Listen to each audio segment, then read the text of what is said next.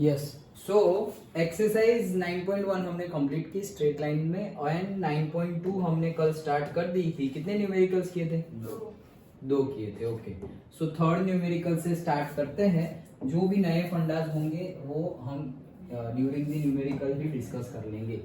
सो पहला तो है सेकेंड न्यूमेरिकल हो गया। थर्ड न्यूमेरिकल, ओके, क्या बोला था हमें? 1 to 8 में इक्वेशन ऑफ लाइन ही ढूंढना है, सब में common he equation of line ढूंढना है, और डिफरेंट डिफरेंट कंडीशंस गिवन है। तो इसमें क्या कंडीशन गिवन है?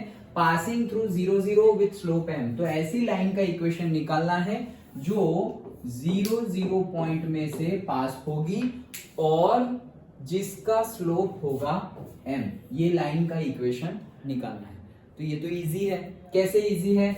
हमारे देखो एक्चुअली लाइन के इक्वेशन कैसे कैसे मिलेंगे, तो ये पूरी एक्सरसाइज हम करेंगे ना, तब तुम्हें पता चल जाएगा कि कितने इक्वेशन हो सकते हैं।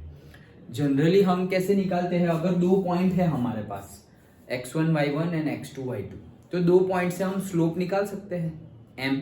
कैसे? वो formula y2 minus y1 upon x2 minus x1। Okay, तो स्लोप हम निकाल सकते हैं अगर दो पॉइंट है। तो अगर एक पॉइंट है और स्लोप है, एक ही पॉइंट है और स्लोप है, तो भी हम लाइन का इक्वेशन तो निकाल ही सकते हैं। कैसे? स्लोप गिवन है y इज इक्वल्स टू, ऐसे हमारे पास है ना कि y is equals to y2 minus y1 upon x2 minus x1। ये तो क्या है? मेरा स्लोप है।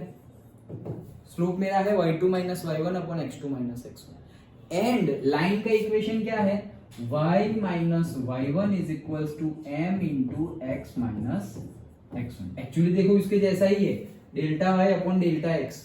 यही लाइन का इक्वेशन है। लाइन का इक्वेशन मतलब ये x1 और y1 की वैल्यू तुम्हारे पास होगी, ये m की वैल्यू तुम्हारे पास होगी, और x और y जैसे है वैसे ही रखने हैं। तो वो हो गया लाइन का इक्वेशन। डन। ओके, तो अब हमें क्या गिवन है ये न्यूमेरिकल में कि हमारे पास स्लोप है। ओके, हमारे पास स्लोप है और एक पॉइंट गिवन है। तो स्लोप है जिसको मैं मान लेता हूं m है, और जो पॉइंट गिवन है उसको मैं मान लेता हूं x1 और y1। तो दैट्स इट। ये इक्वेशन में मैं वैल्यू पुट करूंगा तो मुझे लाइन का इक्वेशन मिल जाएगा। ओके, सो कैसे मिलेगा? स्लोप m ही गिवन है। यस, m ही गिवन है। सो क्या होगा? स्लोप y माइनस y1 की जगह 0, that is equals to m, and x minus x1 की जगह 0। Okay, therefore y is equals to mx। ये तो x ही होगा तो y is equals to mx। Okay, that's it। यही हमारा इक्वेशन है। इसको ऐसे लिखो या फिर तुम उसको ऐसे लिखो। कैसे लिखोगे? mx minus y is equals to 0, और तुम इसको इधर ले आओगे तो वो हो जाएगा y minus mx is equals to 0। सब कुछ सही है, तीनों तीन सही ही है।